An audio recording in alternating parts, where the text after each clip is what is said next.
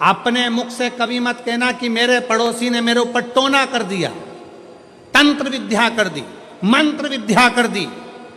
अगर ऐसे तंत्र मंत्र करने वाले होते तो बड़े बड़े फैक्ट्रियों को दीन नीचे गिरा देते, बड़े बड़े ऑफिसरों को उठा के पटक देते। कोई तुम्हारे पर न तंत्र करने वाला है, न कोई तुम पर मंत्र करने वाला है। अपना कर्म ही अपने सामने आकर खड़ा होता है, जिस कर्म के बल पर हमको भोगना पड़ता है। अपना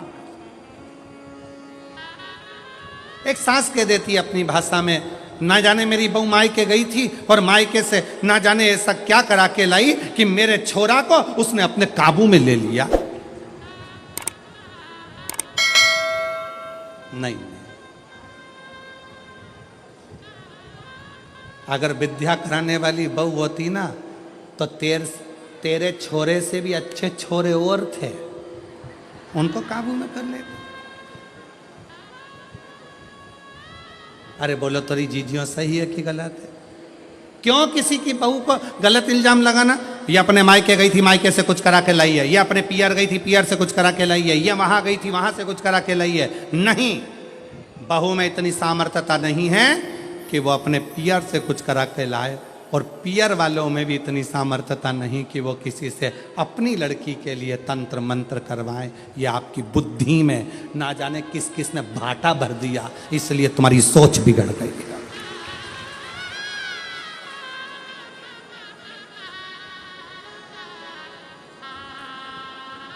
फिर कहा, फिर कहीं पहुंच गई महाराज जी के पास। महाराज जी बताओ, मेरी बहू बहुत क्रोध करती है, इतना चिड़चिड़ करती है, इसको थोड़ा डाउन करो ना, डाउन।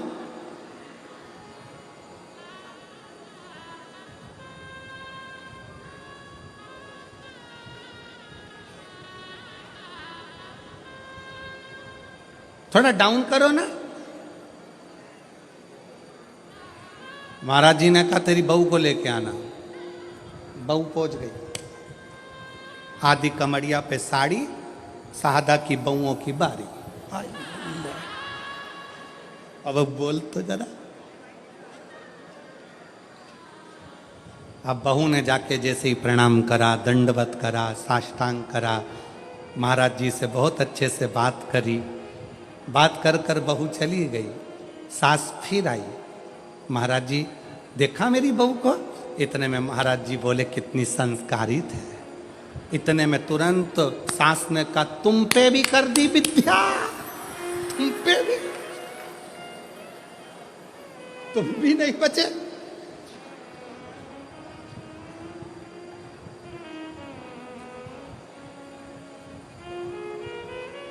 अरे भाई, बहुओं की तीव्रता देखकर सास को प्रसन्नता होना चाहिए। तुम्हारी बहू को 4 व्हीलर गाड़ी चलाना आती है, तुम्हें प्रसन्न होना चाहिए। तुम्हारी बहू को 2 व्हीलर गाड़ी चलाना आती है, तुम्हें प्रसन्नता होना चाहिए। तुम्हारी बहू बाजार कर कर आ जाए, तुम्हें प्रसन्नता होना चाहिए। तुम्हारी बहू लैपटॉप पर काम करे, तुम्हें प्रसन्नता होना चाहिए। तुम्हारी बहू तुम्हारे बच्चों को अच्छी शिक्षा दे, तुम्हें प्रसन्नता होना चाहिए। प्रसन्नता होना चाहिए कि कम से कम मेरी जिंदगी तो निकल गई, पर आने वाला समय इतना बदलाव का समय है, उसके जमाने में ऐसी बहू का होना बहुत जरूरी है।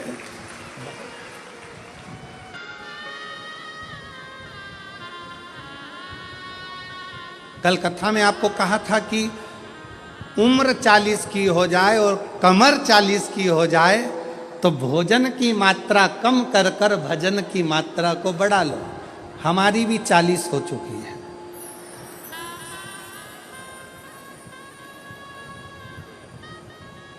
इसलिए भजन की मात्रा बढ़ाना जरूरी है। केवल कहने से तुम्हारे लिए नहीं, अपने लिए भी अमल किया जाए।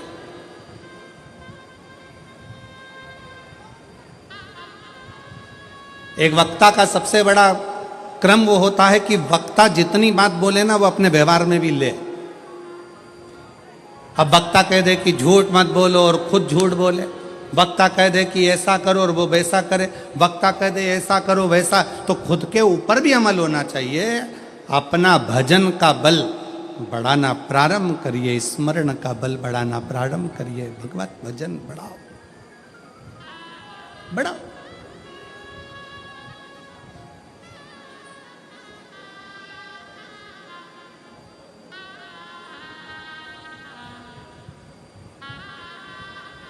मेरे भगवान कृष्ण नहीं गए, 3 साल के हो गए, 4 साल के हो गए, 5 साल के हो गए, देवकी मैया इंतजार कर रही है, कृष्ण आएंगे छुड़ाएंगे, कृष्ण आएंगे छुड़ाएंगे, नहीं गए।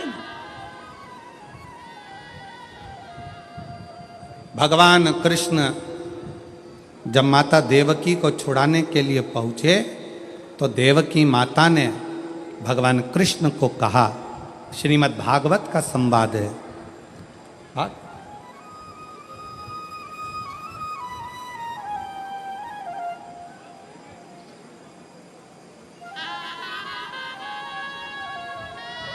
श्रीमद् भागवत में 7 करोड़ 39 लाख शब्द हैं। 7 करोड़ 39 लाख शब्द में से ये जो शब्द हैं श्रीमद् भागवत के, वो शब्द हमारे जीवन को एक अलग से बल देते हैं, अलग से बल देते हैं।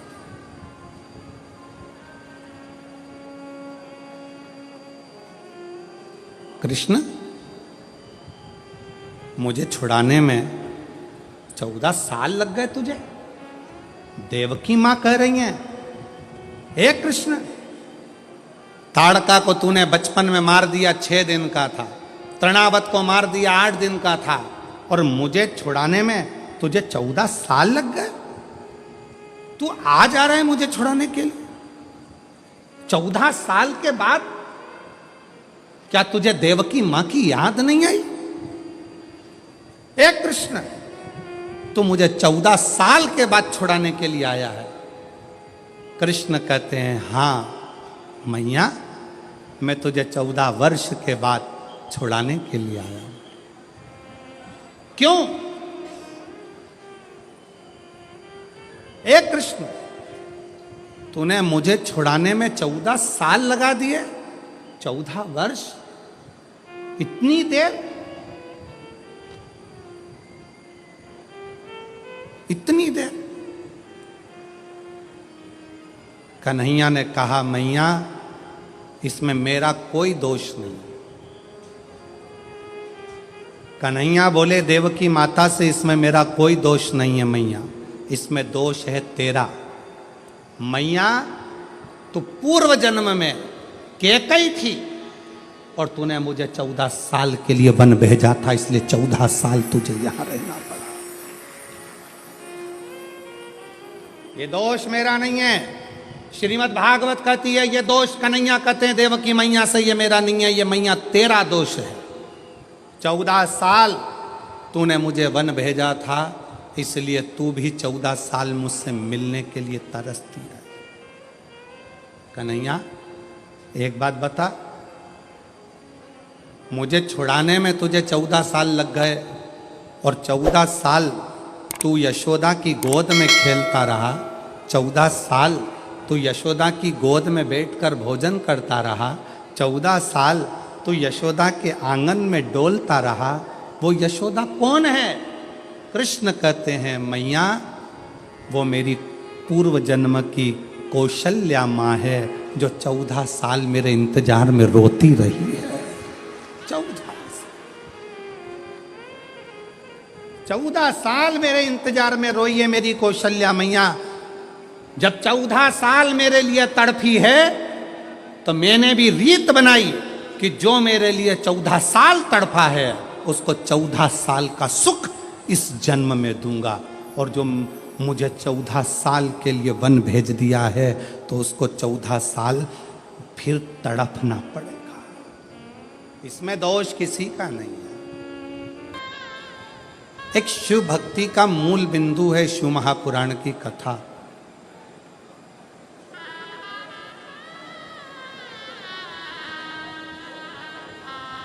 वो कहते ना, भागवत में ढूंढा तुझे, रामायण में पाया, भागवत में ढूंढा तुझे, रामायण में पाया तुझे, शिव पुराण के पन्नों में, शिव पुराण के पन्नों में महादेव का ठिकाना है। शिव पुराण के पन्नों पे महादेव का ठिकाना है। उसको ढूंढा, जगत में ढूंढा, जगत में।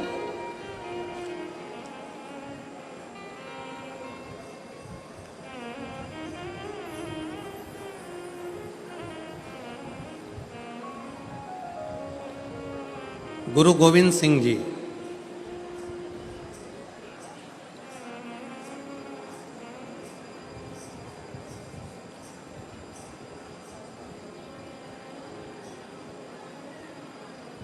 जिनसे पूछा गया सच्चे गुरु की खोज कहाँ करना चाहिए,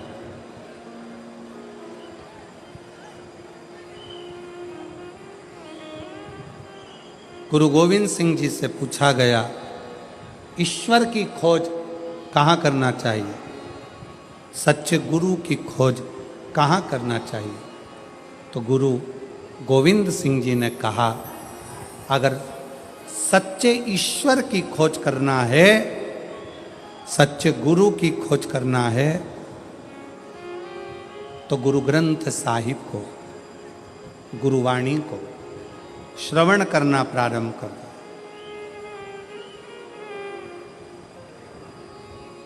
गुरुवाणी को, गुरु ग्रंथ साहिब को श्रवण करना प्रारंभ कर दो। उसमें सच्चा गुरु भी मिलेगा, सच्चा ईश्वर भी मिलेगा। उसी तरह गुरु गोविंद सिंह जी ने जैसे कहा कि अपने शास्त्रों का अध्ययन करोगे, पढ़ोगे, वेदों को, शास्त्रों को, पुराणों का जब अध्ययन करोगे तो वो ईश्वर भी मिलेगा और कोई सच्चा गुरु भी मिलेगा। ईश्वर भी मिलेगा, सच्चा गुरु।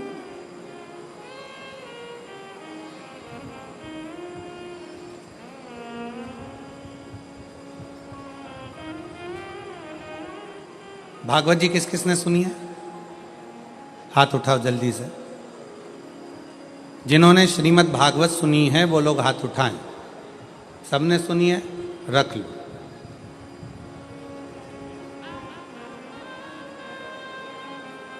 रख लो। तुमने सुनी?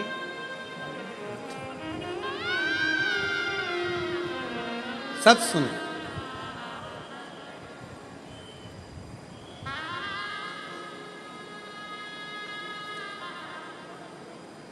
भगवान कृष्ण का जन्म लेने के बाद भगवान कृष्ण जब तक 14 साल के नहीं हो गए तब तक मां देवकी को कारागार से छुड़ाने के लिए नहीं गए।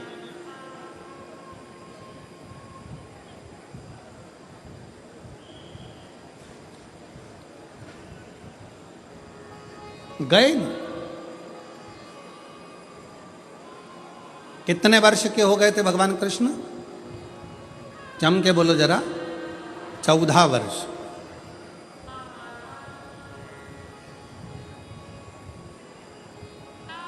देवकी माता इंतजार करती रही, कृष्ण आएंगे, छुड़ाएंगे। देवकी माता को मालूम पड़ा कि पूतना को मार दिया, तृणावत को मार दिया, अघासुर को मार दिया, बकासुर को मार दिया, इसको मार दिया, उसको मार दिया। कृष्ण आएंगे, छुड़ाएंगे, कृष्ण आएंगे, छुड़ाएंगे। बचपन में गोदी में पूतना का जो संहार कर देते हैं, तृणावत को जो बाल्यावस्था में ही मार देते हैं, वो चाहते तो पहले, सबसे पहले जाकर माता देवकी को कारागार से छुड़ा देते। छुड़ाया क्या? 1 साल के हो गए, 6 महीने के हो गए, 4 महीने के हो गए, 8 साल के हो गए, 5 साल के हो गए, छुड़ाने गए क्या माता देवकी को? जम के बोलो जरा। नहीं, देवकी माँ इंतजार करती रही, कृष्ण आएंगे मुझे छुड़ाएंगे। श्रीमद् भागवत का संवाद है ये, बड़ा सुंदर संवाद। शिव की कृपा, करुणा, उनकी उदारता, उनकी दया,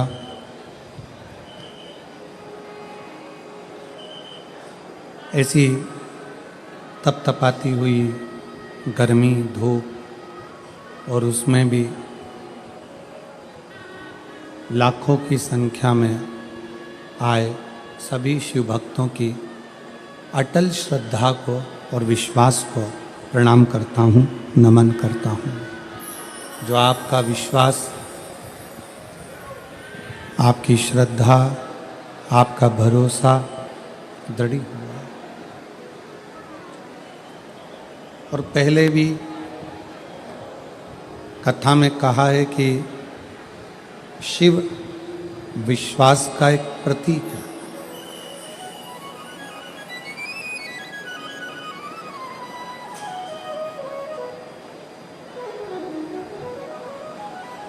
जितना जितना विश्वास आपका दृढ़ होगा, दृढ़, उतना भगवान शंकर को मिलने में देरी नहीं होगी।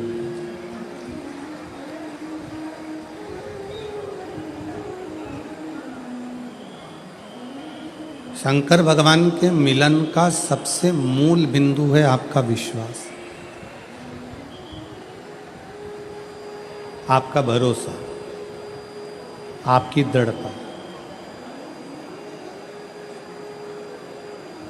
और जिसने भगवान शंकर पर विश्वास करा है, भरोसा करा है, दृढ़ता करी है, वो जगत में कभी डूबा नहीं, कभी हारा नहीं।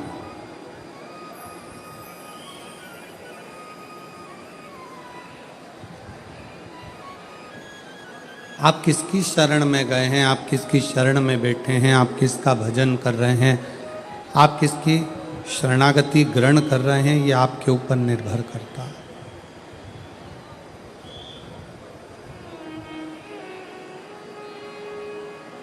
आप किसकी शरणागति में हैं, ये आपके ऊपर निर्भर करेगा।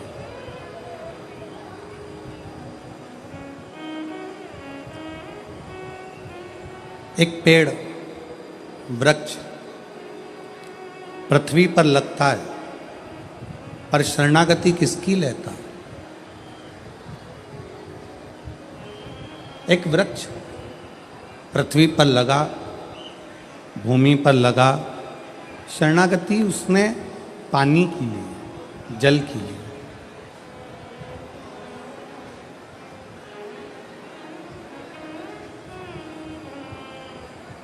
वृक्ष से पूछा गया कि ये पृथ्वी है, आकाश है, जल है, वायु है, आपको सबसे ज्यादा जरूरी शरणागति किसकी लेना चाहिए?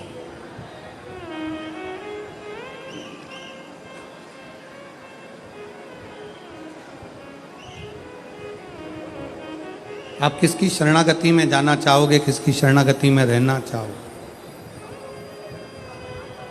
वृक्ष ने शरणागति पानी की ले ली, जल की ले ली।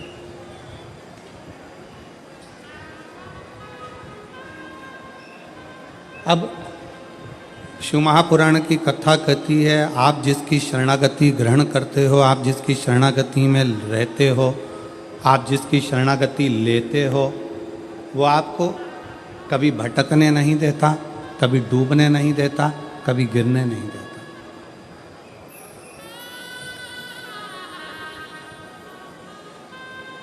आप शंकर जी के मंदिर में जाकर एक लोटा जल चढ़ा रहे हो, शिव जी को बेलपत्र चढ़ा रहे हो, शंकर जी का गुणगान कर रहे हो, शंकर जी की स्तुति गा रहे हो, शंकर जी का श्री शिवाय नमस्तुभ्यम का जाप कर रहे हो, पंचाक्षर मंत्र नमः शिवाय कह रहे हो, षडाक्षर मंत्र ओम नमः शिवाय कह रहे हो, शिव मंदिर में जाकर सफाई कर रहे हो, शिव मंदिर में जाकर झाड़ू लगा रहे हो, पोछा लगा रहे हो, शिव मंदिर में श्रृंगार कर रहे हो, अर्थात आपने शंकर की शरणागति ली।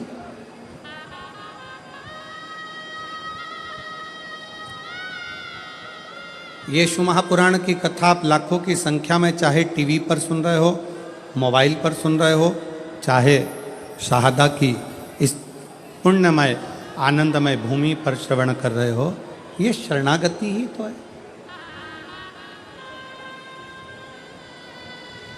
हमने शंकर भगवान की शरणागति ग्रहण करी। शरणागति, पेड़ ने, वृक्ष ने पानी की शरणागति ली, जल की शरणागति ली, तो वृक्ष पानी की जब शरणागति ले लेता है तो लकड़ी का टुकड़ा जब पानी में जाता है, पानी सबको डुबो देती है। कंकर हो, पत्थर हो, जिस चीज के जिस पानी के पास कुछ गया तो उसने डुबो दिया। केवल एक लकड़ी, एक वृक्ष, एक लकड़ी का टुकड़ा ऐसा होता है जिसको पानी नहीं डुबोती है। क्यों? क्योंकि पानी कहती है इसने मेरी शरणागति, जब ये छोटा सा था तब से लेकर मैंने इसको बड़ा कर दिया और ये मेरी शरणागति लेता रहा, मेरे जल से ये आगे बढ़ता रहा, इसलिए मैं इसको डुबोऊंगी नहीं। उसी तरह जब हम शंकर की शरणागति ले लेते हैं तो शंकर हमें डुबोता नहीं, हमें डुबोएगा नहीं।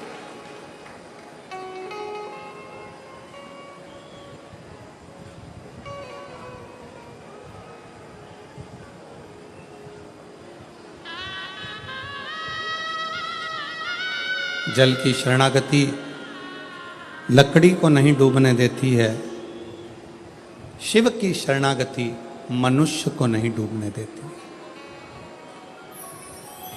वो डूबने नहीं देती। शिव की शरणागति, भगवान शंकर की शरणागति डूबने नहीं देती। आप डूबोगे नहीं।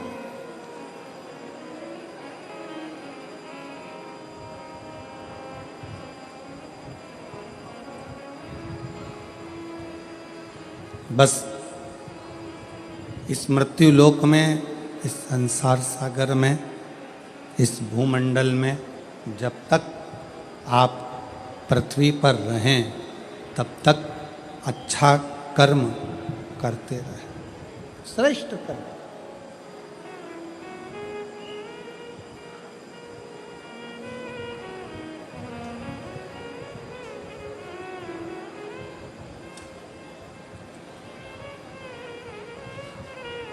देखिए, पुण्य करने के लिए सोचना पड़ता, पुण्य करने के लिए थोड़ा विचार करना पड़ता, पुण्य करने के लिए थोड़ा सोचना पड़ता, पर पाप करने के लिए सोचना नहीं पड़ता।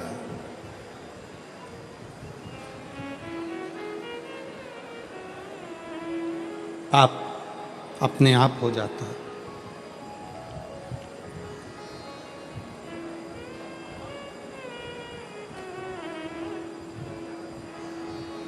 भूखे को भोजन कराना है तो थोड़ा सोचना पड़ेगा, विचार करना पड़ेगा कि भोजन कराऊं कि ना कराऊं। प्यासे को पानी पिलाना है तो सोचना पड़ेगा,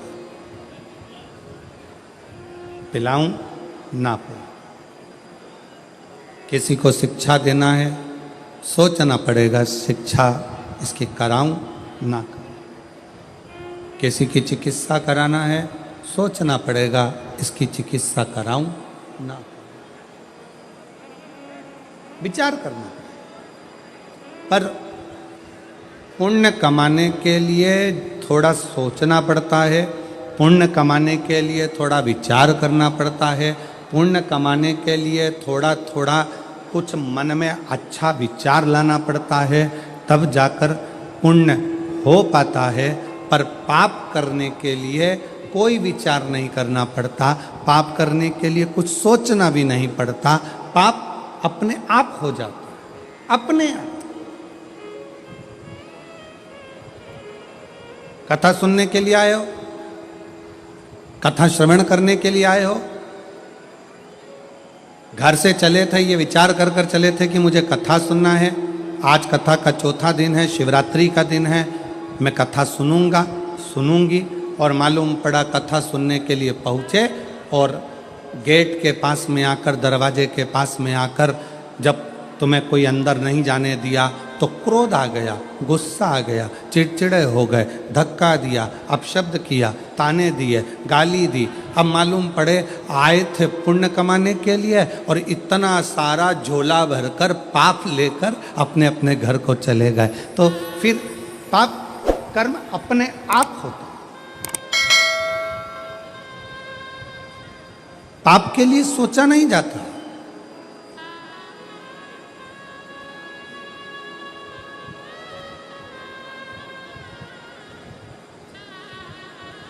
और फिर निवेदन करूं मैं आपको इस पवित्र शिव महापुराण कथा के माध्यम से कि मत बुरे कर्म कर बंदे वरना पछताएगा, भगवान की आंखों से तू बच नहीं पाएगा, तू बच नहीं पाएगा।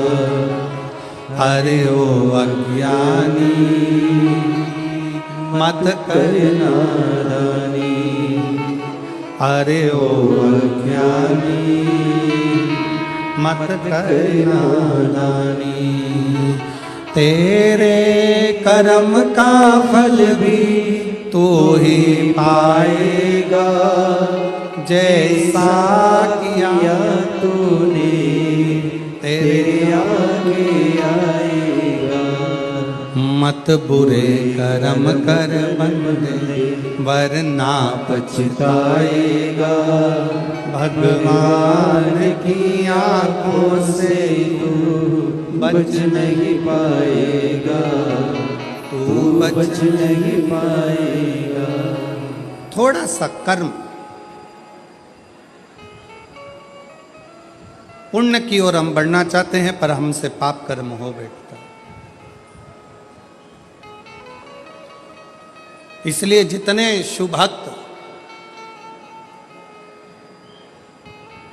कल जितने शुभभक्त आए थे 5 लाख के ऊपर, आज की स्थिति अगर देखी जाए तो दुगने शुभभक्त आज शिव महापुराण की कथा के इस पूरे क्षेत्र में दुगने।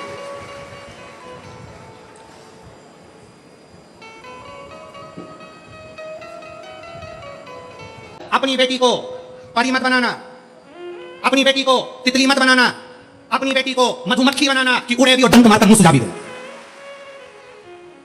गया तितली का जमाना, गया परी का जमाना।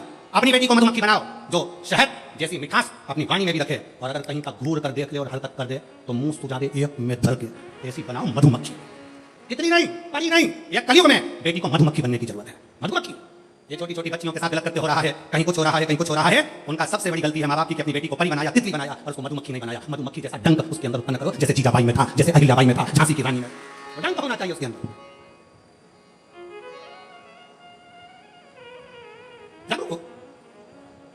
बहू आगे बढ़कर काम करे तो प्रसन्न हो, बहू को फोर व्हीलर प्रसन्न हो, बहू को टू व्हीलर प्रसन्न हो। क्यों? बेटा तो काम करोगा, बेटा सर्विस में होगा और सास को एकदम सीने में दर्द हो गया, कौन लेकर जाएगा? तुरंत बहू, मम्मी चिंता मत करना, मैं बैठी हूँ। इतने में सास सोचेगी तेरे चक्कर में तो आया, मैं बैठी हूँ, तुम चिंता मत करो और तुम्हें तेल जाने नहीं दूंगी। जैसे सावित्री अपने सत्यवान को ले आई थी, कलयुग की बहू अगर प्रबल है तो अपनी सास को हॉस्पिटल से फिर घर लेकर जाती, उसकी चतुरता। जितने तो पति बात नहीं करते डॉक्टर से, उतनी बहू में बात कर लेती। डॉक्टर साहब हमारी मम्मी को क्या हो गया, सिर्फ कल लेकर कल जाएगी हॉस्पिटल में। सिस्टर सिस्टर बॉटल खत्म हो रही है, जल्दी करो, इधर अभी खत्म होने तो मैडम अभी खत्म। अरे मैडम एक चूल्हा में चल रहा, इधर हॉस्पिटल में पर्चा बनवाने गई तो वहां पहुंच गई। पर्चे में ये 3 टेबलेट का तुमने बिल ज्यादा जोड़ लिया और पति भाई बाजू में खड़ा उसका मुंह देख रहा, तुझे कैसे मालूम? वो बोली मैंने मोबाइल में सर्च करा था, इतने की थी और इतने में लगा है। कम करता है कि मोबाइल अभी बनाऊं वीडियो, इतने जी जी मैं हाथ जोड़ता तेरे। पति उसको देखकर आश्चर्य में पड़ गया और घर आकर बोला अगर तू नहीं होती तो मेरी अम्मा घर नहीं आती, सीधे शमशान चली जाती। अरे गया जमाना, पुराना जमाना था कि लड़कियों को पर्दे में और केद में रखा जाए, तुम मत चली जाना, तुम मत बढ़ जाना, तुम मत बढ़ जाना, तुम मत बढ़ जाना, तुम मत बढ़ जाना। और आज का जमाना बेटियों की अग्रण्यता का। और बहुत खुशी होती है मेरी जीजियों, आप लोगों को जब आगे आगे देखा जाए और आप लोगों की विद्वत्ता को देखा जाए तो दिल करता है कि बेटियां जैसी होना चाहिए, जीजाबाई जैसी बेटी ऐसी होना चाहिए, अहिल्याबाई जैसी बेटी ऐसी होना चाहिए, झांसी की रानी जैसी बेटी ऐसी हो, दुर्गावती जैसी बेटी, मुक्ताबाई जैसी, मीरा, कर्मा, सब बेटी। अगली बार कथा करने आऊंगा तो कथा में एक भी सांस नहीं आएगी, एक भी नहीं। पर मेरी चीटियों, जितनी मेरी बुजुर्ग माताएं बैठी हैं, भले आप कहो कि बहू के लिए गुरुजी ने बोला है, पर सत्य का अपने हृदय पर हाथ रखकर देखना। आपका जीवन तो निकल गया, पर आने वाली जो पीढ़ी है ना, आने वाला जो समय है ना, इतना विचित्र समय है कि उसको साधना बहुत कठिन है। ये जितने क्राइम हो रहे हैं, जितने क्राइम भारत में हो रहे हैं, इस क्राइम को प्रशासन कभी नहीं रोक सकता, इस क्राइम को सरकार कभी नहीं रोक सकती। दवा बनाएगी, कराएगी, पर क्राइम नहीं रोक सकती। क्राइम को रोकना आपकी और हमारी जवाबदारी है। जब हम अपने बच्चों को अच्छा संस्कार देंगे, अपने बच्चों को बचपन में ही हाथ में गीता पकड़ा देंगे, तो वो बच्चा अदालत में गीता पर हाथ नहीं रखेगा। अपना कर्म है कि अपने बच्चों को संस्कार दें।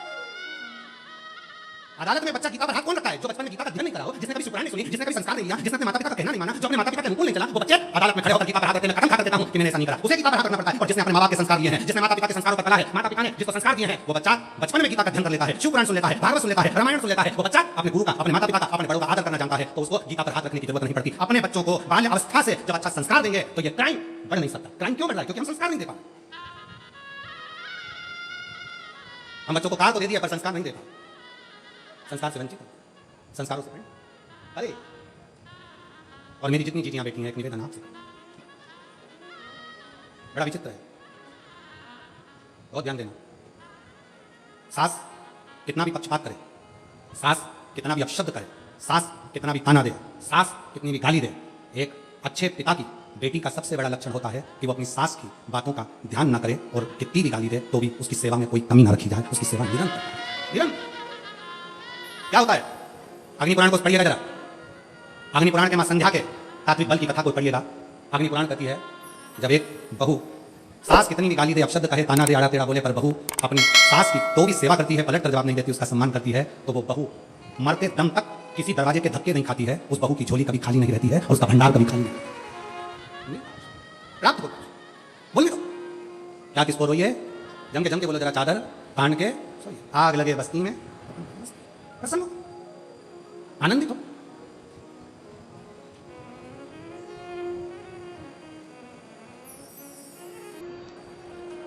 रात भोले मेरे सपने में आए और गंगा बहा गए, गंगा बहा गए। भगवान शिव जब स्वप्न में दिखने लगे, स्वप्न में आने लगे, स्वप्न में दिखने लगे, समझ लेना तुम्हारी पहली परीक्षा पास हो गई और तुम आगे बढ़ गए। आगे अब शिव तुम्हारे करीब में आ रहे हैं। दूसरा संकेत भगवान शंकर देते हैं शिव महापुराण की कथा सुनने वालों को। पहला संकेत शिव जी ने दिया, अगर शंकर सपने में आए समझ लेना शिव जल्दी मिलने वाले हैं। दूसरा संकेत, जिस शिवलिंग की तुम घर में पूजन करते हो, जिस शिवलिंग के मंदिर में पूजन करते हो, मान लो वो शिवलिंग कभी तुमको उसमें शंकर का प्रतिबिंब दिखने लगे, कभी तुम्हें ऐसा लगे कि कोई मुझे झांक रहा है, कभी तुम्हें ऐसे लगे कि मंदिर में और कोई भी है, तुम्हें कभी लगने लगे कि ये शंकर का शिवलिंग हिल रहा है, कभी तुम्हें लगे तुम्हारे घर में रखा हुआ शंकर का शिवलिंग कोई मनुष्य की आकृति जैसा दिख रहा है, कभी तुमने लगने लगे कि जिस मंदिर में मैं जाती हूँ वहाँ का शंकर का शिवलिंग ऐसा लग रहा है कि मंदिर में और भी लोग बैठे हैं। तुम मंदिर से निकल रही थी, पीछे से कोई की आवाज़ आई, तुमने पलट कर देखा कोई नहीं, तुम्हें लगने लगे, समझ लेना कि तुमने शिव पुराण की दूसरी परीक्षा पास कर ली। शंकर तुम्हारे करीब में आने चालू, शिव तुम्हारे करीब में आ रहे हैं, करीब। और शिव महापुराण की तीसरी परीक्षा, शंकर संकेत देते हैं, मिलन का संकेत। पहला संकेत स्वप्न, दूसरा संकेत अपने इष्ट मूर्ति का हलचल, और तीसरा संकेत जब आप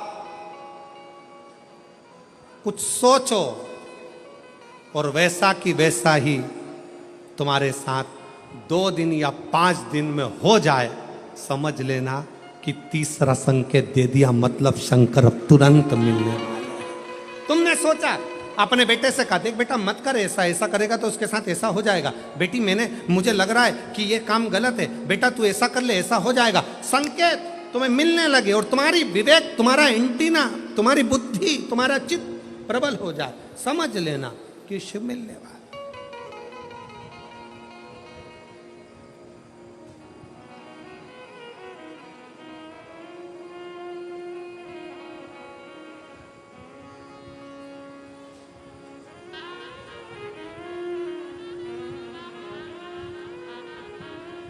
संकेत है।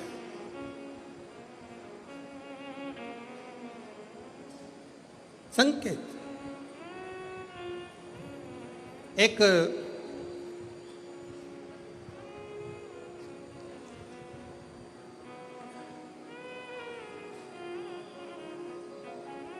संकेत शिव तीसरे नंबर का संकेत भगवान शंकर देते हैं। जब आप शंकर के मंदिर में जाकर बैठो या अपने पूजन के स्थल पर जाकर बैठो और शंकर जी से आप बात कर रहे हो और उसका जवाब शिव देना प्रारंभ कर दें, संकेत में देना चालू कर दे, समझ लो शिव मिलने वाला। चौथा संकेत, अब चतुर्थ नंबर का संकेत, और ये संकेत नहीं, ये शिव का मिलना है।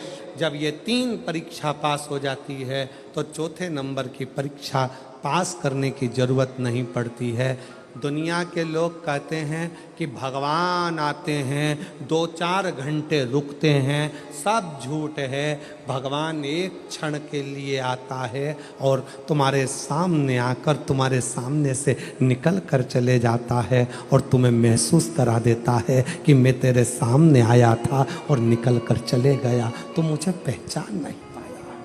आता है, आए।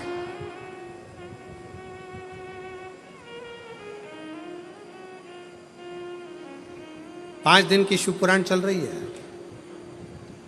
सुबह से लेकर रात तक, रात से लेकर सुबह तक, सुबह से लेकर रात तक 5 दिन की यह शिव पुराण कल विराम हो जाएगी। कल तक में तुमने 5 दिन जो सवेरे भोजन से लेकर, नाश्ते से लेकर रात को सोने तक और सोने से सुबह तक, सुबह से फिर रात तक जो क्रम करा, 5 दिन का क्रम उठाकर देखना। अगर तुमने दिल से पंडाल में शिव महापुराण की कथा सुनी है तो श्रवण करने वाले को एक क्षण के लिए शंकर का दर्शन होता जरूर है, भले वो किसी अंश रूप में हो, वो होगा,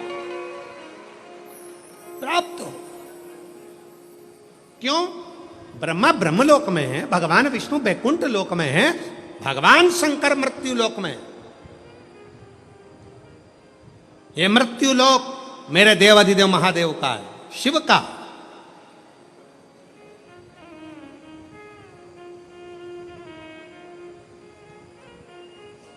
ये शंकर का है। और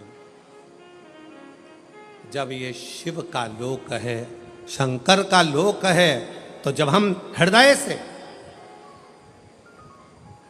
जब भगवान शिव को पुकारते हैं तो एक क्षण के लिए शिव आता जरूर है। श्री शिवाय नमस्तु, श्री शिवाय नमस्तु,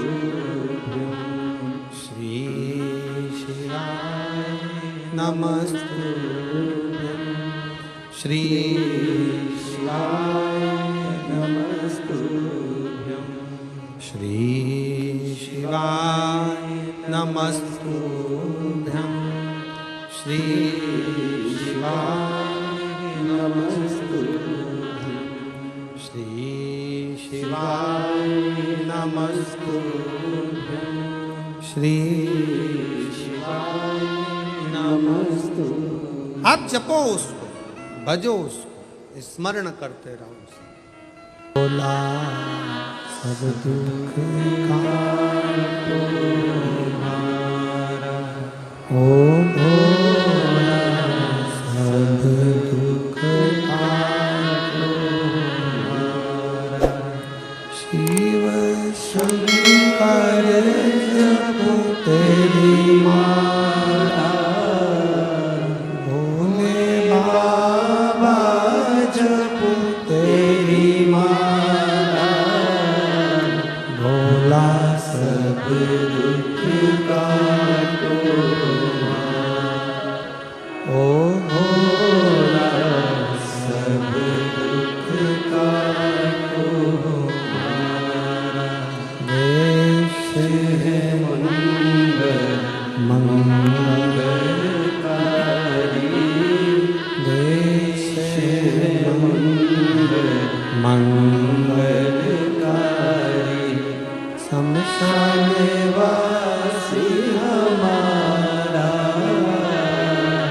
शमशान वासी हमारा ओ भोला सब दुख काटो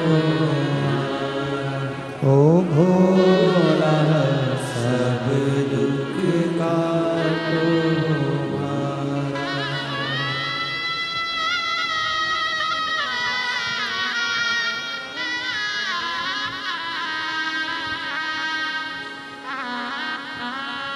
भगवान देवाधिदेव महादेव, भगवान शिव, मुगरदानी, त्रिकालदर्शी, कैलाशी, अविनाशी, भगवान शंकर, जिनका पवित्र कथा कह रहे हैं, शिव महापुराण की कथा वर्णन कर रहे हैं।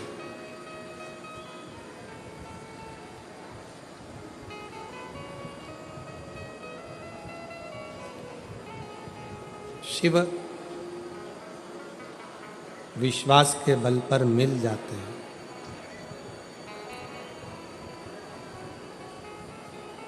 एक तारकासुर ऐसा असुर हुआ था, राक्षस असुर, पर उसने जो वर में मांगा था वो शिव जी के पुत्र के द्वारा मेरे प्राण छूटे, ये वर मांगा।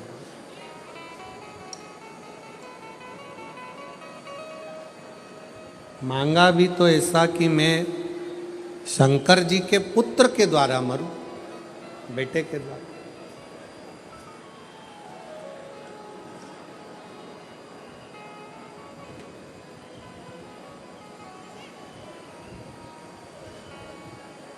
और कितना सुंदर कहा है कि भले असुर है, भले राक्षस है, राक्षस प्रवृत्ति है, पर शिव का भला चाहता है। और हमारा सनातन धर्म कहता ही यही है, अपने द्वारा अगर बन सके तो किसी का भला हो सके। भला कितना सुंदर कहा है कि कर्म करो पर ध्यान रखो, पथ छूटे ना। कर्म करो पर ध्यान रखो, पथ छूटे ना।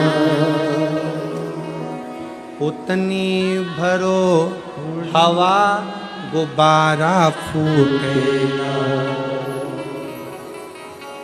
कर्म करो पर ध्यान रखो, पथ छूटे ना। उतनी भरो हवा, गुब्बारा फूटे ना। अपना कर्म करो। कर्म करने की मना नहीं है, पर कर्म के साथ में इस बात का ध्यान रखना कि अपना पथ को ना छूटे। कर्म के साथ में आपका पथ नहीं छूटना चाहिए। कर्म करो पर पथ ना छूट जाए। अगर कर्म करने में आपका अगर पथ छूट रहा है, कर्म करने में अगर आपका पथ छूट रहा है, तो वो श्रेष्ठता नहीं, वो श्रेष्ठता नहीं है। कि कर्म करो पर ध्यान रखो, पथ छूटे ना। उतनी भरो हवा, गुब्बारा फूटे ना। उतनी भरो हवा, गुब्बारा फूटे ना। कर्म करते चलो, पथ ना भटकी। पथ भटकना नहीं चाहिए, कर्म को करते करते। कई लोग कहते हैं गुरुजी हमारे लड़के की संगति बेकार हो गई, संगत बेकार थी इसलिए वो गलत संगत में पड़ रहा है, गलत विचारों में पड़ रहा है, गलत दृष्टि में पड़ रहा है, गलत सोच में पड़ रहा है, गलत भावों में पड़ रहा है, गलत दृष्टि में जा रहा है, गलत सोच में जा रहा है। हम कहते हैं अगर आपका संस्कार अगर प्रबल है, प्रबल, विभीषण लंका के नगर में, लंका के राज्य में, रावण के राज्य में रहता था, पर उस विभीषण को लंका का राजा रावण भी नहीं बिगाड़ सका, न लंका में रहने वाला कोई बिगाड़ सका, कोई नहीं बिगाड़ सका। और कैकेयी अयोध्या में रहती थी, राम जी के पास में, कौशल्या जी के पास में, दशरथ जी के पास में, माँ सुमित्रा जी के पास में रहती थी, फिर भी कैकेयी को कोई समझा नहीं सका, कोई ना समझा, कोई समझा ना पाया।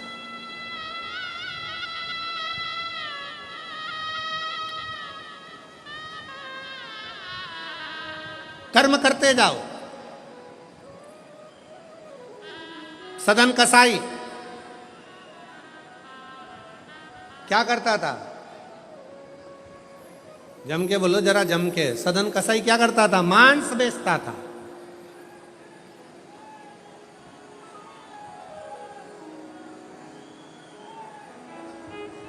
और सदन कसाई मांस बेचता, सदन कसाई मांस बेचने में लगा रहता, मांस का व्यापार करता, मांस का व्यापार में सदन कसाई लगा रहता। फिर भी जरा विचार करिएगा, उस सदन कसाई मांस को बेचने में लगा है, मांस बेचता है, उसके बाद भी भगवान नारायण का दर्शन उस सदन कसाई को हो जाता है। क्यों? फिर ध्यान दें कि कर्म करो पर ध्यान रखो, पथ छूटे ना। कर्म करो पर ध्यान रखो, पथ छूटे ना। उतनी भरो हवा, गुब्बारा फूटे ना। अपना पथ न छूटे।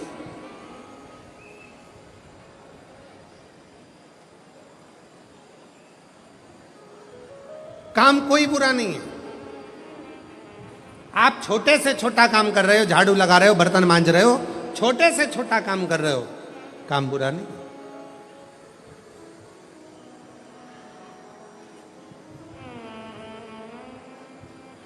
पर उस कर्म को करते करते आपका मन इसका स्मरण रखे कि अपने कर्म से किसी को तकलीफ तो नहीं हो रही, अपने कर्म से।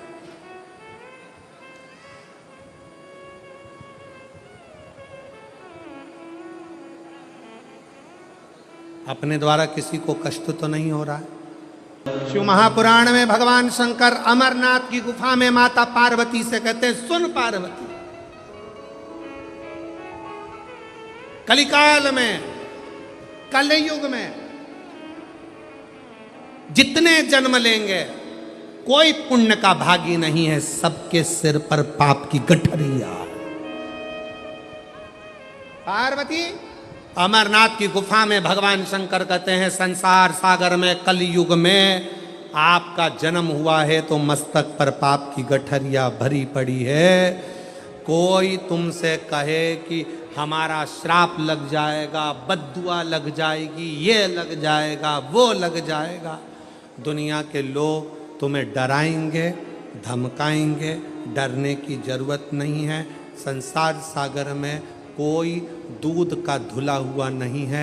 शिव पार्वती से कहते हैं, संसार में वही श्रेष्ठ है जो शिव की आराधना में डूबा है और शंकर के मंत्र का स्मरण कर रहा है। पाप सबके माथे पर है। 4 स्थान पर हर व्यक्ति से पाप होता है। पहला, झाड़ू लगाते समय छोटे जीव मर जाते हैं, पाप माथे चढ़ जाता है। दूसरा, वस्त्र धोते समय, नहाते समय छोटे छोटे जीव मर जाते हैं, उसका पाप माथे चढ़ जाता है। तीसरा, अग्नि जलाते समय, भोजन बनाते समय, लाइट जलाते समय छोटे छोटे पतंगे मर जाते हैं, उसका पाप माथे चढ़ जाता है। चौथा, अपने घर से चलकर जब हम कहीं जाते हैं, अपने पाँव के नीचे छोटे छोटे जीव मर जाते हैं, उसका पाप माथे चढ़ जाता है। 4 स्थान पर हर व्यक्ति से पाप होता है। प्रत्येक व्यक्ति के मस्तक पर पाप बंधा रहता है। पर सुन पार्वती, जो प्रतिदिन शिवालय में जाकर 1 लोटा जल शंकर को समर्पित करता है, वो धीरे धीरे पाप से मुक्त होकर मेरा अपना होते चले जाता है और वो संसार सागर से मुक्त हो जाता है। बहुत डराया गया संसार में, लोगों ने खूब डराया आप लोगों को, ऐसा मत करना पाप लग जाएगा, ऐसा मत करना पाप लग जाएगा, ये मत करना पाप लग जाएगा, भगवान को ऐसे भोग लगा दिया पाप लग जाएगा, भगवान को ऐसे जल चढ़ा दिया पाप लग जाएगा, भगवान को ऐसा कर दिया पाप लग जाएगा, भगवान को ऐसे प्रणाम कर लिया पाप लग जाएगा। शिव महापुराण ने सब कुछ समाप्त कर दिया। शिव महापुराण ने तो एक ही बात कही कि बच्चा गंदे नाली में गिर जाए, बच्चा गंदे पानी में गिर जाए, बच्चा गंदे कीचड़ में गिर जाए, उसको कोई नहीं उठाएगा, कोई गले से नहीं लगाएगा। बच्चा कीचड़ में गिरा हुआ केवल एक माँ और एक बाप होते हैं जो कीचड़ में गिरे हुए बच्चे के कपड़े नहीं देखते, उसको गले से लगा लेते हैं। उसी तरह संसार में कितना भी पाप हो जाए, शंकर के मंदिर जाना मत छोड़ना, क्योंकि वो बाप ऐसा है कि तुम कितने भी पापी हो तो भी गले से लगाकर तुम्हें तार देगा, तो भी तार देगा। बहुत मिलेंगे तुमको, बहुत दिन भर सोशल मीडिया पर, दिन भर प्रवचन में लोग आपको यही ज्ञान देंगे, ऐसा मत करना पाप हो जाएगा, भूल से भी ये गलती मत कर लेना। गूगल पे सर्च करो तो सबसे पहला शब्द ये आएगा, भूल से भी आज प्रदोष है, भूल से ये गलती मत करना पाप लग जाएगा। जब सर्च करो नवरात्रि चल रही है, अष्टमी आ गई, भूल से भी ये मत करना पाप लग जाएगा, एकादशी है आज, भूल से भी ये मत करना पाप लग जाएगा। अरे भाई, संसार सागर में कौन पुण्य भागी है? संसार सागर में तो केवल वही पुण्य भागी है जो कली काल में भगवान के नाम में डूबा हुआ है और अपने कर्म को श्रेष्ठ करता हुआ चल रहा है। कि मत बुरे कर्म कर बंदे वरना पछताएगा, भगवान की आंखों से तू बच नहीं पाएगा, तू बच नहीं पाएगा। कोई तुम्हें मंदिर में मिले और कहे कि ऐसा करोगे तो पाप लगेगा, वैसा करोगे तो पाप लगेगा, उसको समझा देना शंकर मेरे पापा हैं, शिव मेरे पिता हैं, और बाप अपने बच्चों की गलती नहीं देखता, बाप अपने बच्चों के सिर पर हाथ रखता है, उसको गले से लगाता है, उससे प्रेम करता है। बाप है वो, उनसे कहे पाप लगेगा, पाप लगेगा। शिव जी की भक्ति में, भजन में, स्मरण में उल्टा जपो, सुल्टा जपो, कैसे जपो, दिन में जपो, रात में जपो, शुद्ध में जपो, अशुद्ध में जपो, जैसे हो वैसे जपो। शंकर का नाम जपने वाले पर भगवान कृपा करता है। जो दिल से श्री शिवाय नमस्तुभ्यम बोलता है वो शंकर की औलाद, शिव का पुत्र कहलाता है। श्री शिवाय नमस्तुभ्यम बोलने वाले पर शंकर कितनी भी समाधि में लगे हो, श्री शिवाय नमस्तुभ्यम बोलने वाले को शिव नेत्र खोल कर दर्शन देते हैं और दर्शन करते हैं। जपते जपाते रहो, भजते रहो। तारकासुर का शिव जी ने अपने पुत्र के द्वारा संहार करवाया, कार्तिकेय ने संहार। समय आया,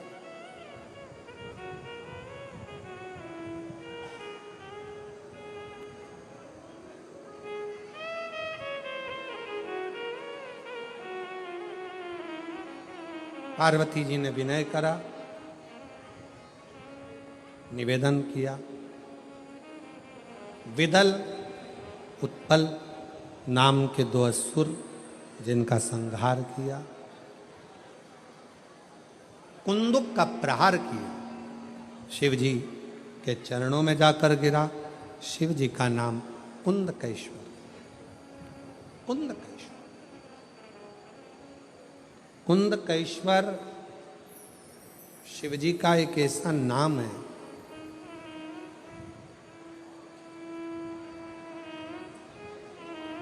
शरीर में अगर दवाई नहीं लग रही हो, कुंदकेश्वर महादेव का नाम लेकर दवाई खाना प्रारंभ करो, दवाई लगे। शिव पुराण कहती है कि डॉक्टर भी शंकर का एक रूप है। जब डॉक्टर दवाई दे, उसको शंकर का ही एक भाव समझकर उसको पाओ। जांच की बोले जांच कराओ, जैसी जैसा बोले वैसा करो, और कुंदकेश्वर महादेव का नाम लेकर जपते जपते उसका स्मरण करो। ठीक। अकाल मृत्यु वो मरे जो काम करे चंडाल का, काल उसका क्या बिगाड़े जो भक्त हो तो शिव का उपासक, उसे क्या भय, क्या भय।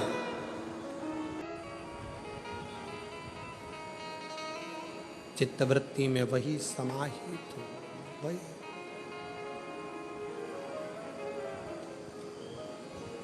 मैं तो तेरा एक दीदार चाहूं,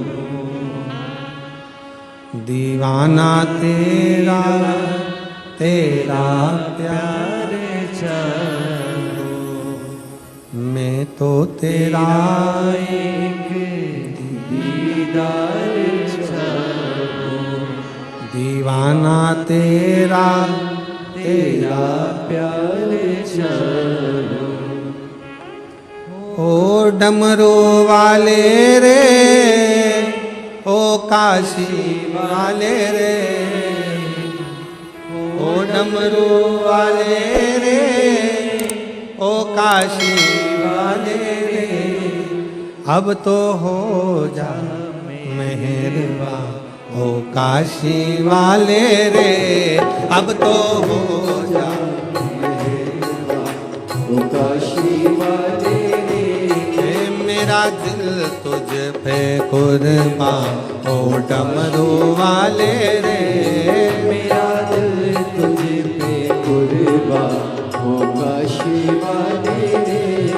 मेरा दिल तुझ पे कुर्बान, ओ डमरू वाले रे, मेरा दिल तुझ पे कुर्बान, ओ डमरू वाले रे। ओ काशी वाले रे, ओ डमरू वाले रे, ओ काशी वाले रे, ओ डमरू वाले रे। ओ सीहोर वाले रे, उज्जैनी वाले रे, सीहोर वाले रे, उज्जैनी वाले रे। ओ अब तो हो जा मेहरबान, ओ काशी वाले रे, अब तो हो जा मेहरबान, ओ काशी वाले रे। ओ मेरा दिल तुझ पे कुर्बान, ओ काशी वाले रे, मेरा दिल तुझ पे कुर्बान, ओ काशी वाले रे।